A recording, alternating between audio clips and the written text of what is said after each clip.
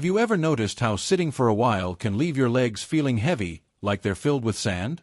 Or maybe you've stood up after a good book or a long phone call and thought, why do I feel stiffer now than when I sat down? Pauses, nods knowingly. You're not alone. In fact, as we get older, sitting too much can sneak up on us in ways we might not even realize. Today, I want to talk about something that affects so many of us after 60, the hidden dangers of sitting too long. And don't worry, this isn't about shaming anyone for relaxing. We all deserve to put our feet up now and then. But what happens when too much sitting starts working against our health? Well, that's what we're diving into. Together, we'll uncover some surprising risks and, most importantly, simple, doable solutions to keep you feeling strong, energized, and ready to enjoy life on your terms. Let's start with something we've all felt at one time or another, that slow, creeping stiffness in our joints or lower back after sitting for hours.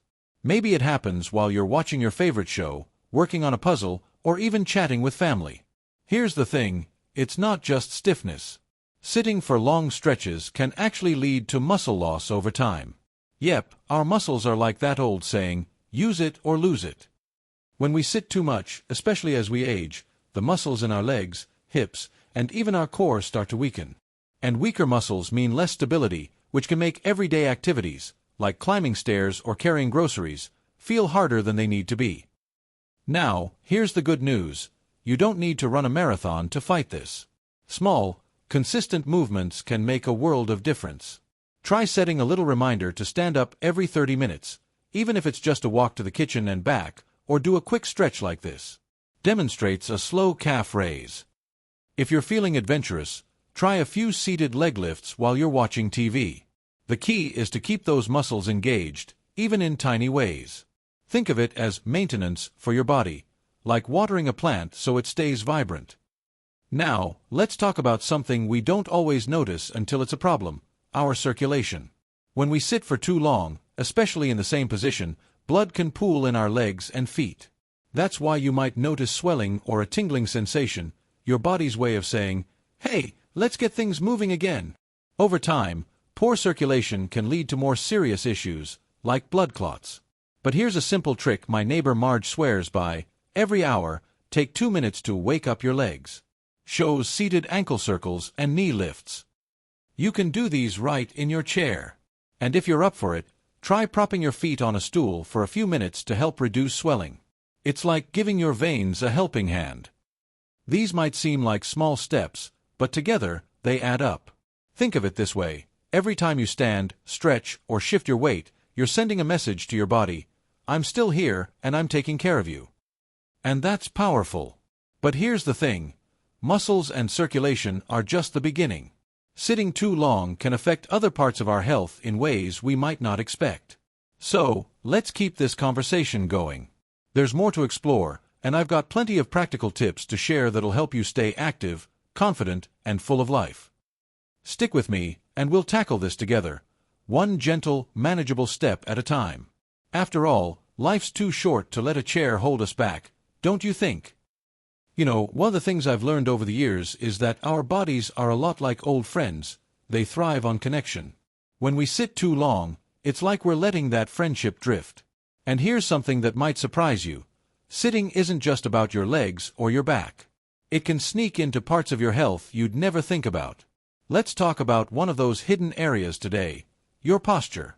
Ever catch yourself slumping forward after sitting a while? Maybe your shoulders round, or your head starts to droop toward your chest. Mimics the posture, then straightens up with a chuckle. I've been there too. But here's the problem. Poor posture doesn't just make you look tired, it can actually compress your lungs and make it harder to take deep breaths. Over time, that shallow breathing can leave you feeling even more drained. And let's not forget the domino effect. A hunched spine can lead to nagging neck pain, headaches, even trouble digesting your meals. It's all connected. Now, I'm not saying you need to sit like a royal guard at all times. But here's a trick my yoga teacher taught me years ago. Every time you stand up, take a moment to reset your posture. Press your shoulders back gently, like you're trying to touch them to an imaginary wall behind you. Then, tuck your chin just a bit. Imagine you're holding an orange under your chin. Demonstrates. It feels a little silly at first, but trust me, your spine will thank you. And if you're sitting, try placing a small pillow or even a rolled-up towel behind your lower back. It's like giving your body a gentle reminder, hey, let's support each other here. Now, let's talk about something that might sound a bit technical, but stick with me, it's important. When we sit for hours, our metabolism slows down. Think of it like a campfire that's not getting enough oxygen. Those little flickers of energy start to fade. And over time, that sluggish metabolism can make it harder to maintain a healthy weight, balance blood sugar, or even keep your cholesterol in check. But here's the good news. You don't need to hit the gym to stoke that fire back up. My friend Harold, he's 68 and a crossword wizard, told me he started standing up every time he answers the phone. Just that tiny habit added 20 minutes of standing to his day. And he swears his afternoon energy slump is gone. Me? I love a good, commercial break workout. When the ads come on, I'll march in place or do a few side steps. Demonstrates a slow, steady march. It's not about breaking a sweat, it's about keeping that inner fire burning. Even folding laundry while standing or stirring a pot of soup can make a difference. The goal is to break up those long sits with little bursts of life. Now, here's a topic that doesn't get enough attention: how sitting too much can affect your mood. Yep, you heard me right. When we're sedentary, we miss out on natural mood boosters, like sunlight on our skin, the satisfaction of moving through a room, even the simple joy of watching birds outside a window. I remember a stretch last winter where I spent days glued to my armchair, and I started feeling, well, let's just say blah. Not sad, exactly, but like the color had drained out of things. So, I made a rule: every time I finish a chapter in my book, I take a lap around the house. Just a slow stroll to check on my plants, peek out the front window, or refill my water glass. And you know what? Those tiny adventures made me feel more connected to my own home, and to myself. If the weather's nice, even 5 minutes on the porch with your morning coffee can work wonders. Movement isn't just about the body, it's fuel for the soul. Now, I'll be honest, none of this has to be done alone. In fact, one of the best ways to stay motivated is to team up with a buddy. My neighbor Ruth and I have a 3 p.m. standing date every day. We call each other, chat about our grandkids, and walk in place while we talk. Some days we're ambitious and do arm circles. Other days, we just sway side to side. The point is, we're moving and laughing together. If you don't have a Ruth in your life, don't worry. Even a pet can be your partner. My cat, Whiskers, has gotten very good at following me during my kitchen laps. Winks. Or put on your favorite music and dance like nobody's watching, because chances are, they're not. The key is to make it enjoyable. This isn't a punishment, it's a celebration of what your body can still do. Now, I know change can feel overwhelming. But here's what I want you to remember. You're not trying to overhaul your life overnight. You're just planting seeds, small, consistent habits that'll grow into something stronger over time. Maybe today you try ankle circles during the news. Tomorrow, you stand while folding socks. Bit by bit, you'll reclaim your energy and your independence. And there's still more to explore, like how sitting affects your balance, your sleep, even your creativity. But for now, let's focus on what we've covered: posture, metabolism, mood, and the power of partnership. Pick one tiny step that speaks to you, and give it a try today. Your future self will thank you. After all, life isn't meant to be lived in a chair. It's meant to be lived, one small, joyful movement at a time. You know, there's something magical about tending a garden. You start with a seed, give it a little attention every day, and before you know it, you've got tomatoes. Holds up a ripe tomato with a grin. But here's the thing, just like plants, our bodies thrive on steady care. And when it comes to sitting too much, there are a few final pieces of the puzzle we need to talk about, ones that might surprise you. Let's start with something we all value as we age: our balance. Balance isn't just about avoiding slips and falls, though that's important. It's about confidence. About feeling steady when you reach for that top shelf or bend down to tie your shoes. But here's the catch. Sitting too long weakens the very muscles that keep us upright: our core, hips, and legs. It's like leaving a bicycle out in the rain. Over time, parts just don't work like they used to. But guess what? You can oil the gears with simple exercises. Try this. Next time you're waiting for the kettle to boil, stand behind your kitchen counter and practice shifting your weight from one foot to the other. Demonstrates a slow side to step. Or when you're brushing your teeth, lift one heel off the ground, hold for a few seconds, then switch. My friend Ed calls these his stealth workouts, tiny moves that add up. And if you're feeling bold, practice sitting down and standing up without using your hands. Start with a sturdy chair, and take it slow. It's like giving your legs a friendly nudge. Hey, we've still got this. Now, let's talk about something we all cherish, a good night's sleep. You might not think sitting and sleeping are connected, but oh, they are. When we're sedentary all day, our bodies don't get the signals they need to wind down at night.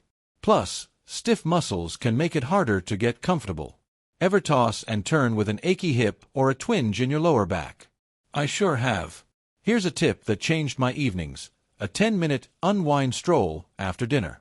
No need to power walk, just amble around your yard or living room, letting your arms swing gently. If the weather's iffy, try slow stretches before bed. Shows a seated forward fold, reaching toward their toes. And here's a secret: even thinking about movement can help. My grandson taught me to visualize myself walking through a favorite park as I drift off.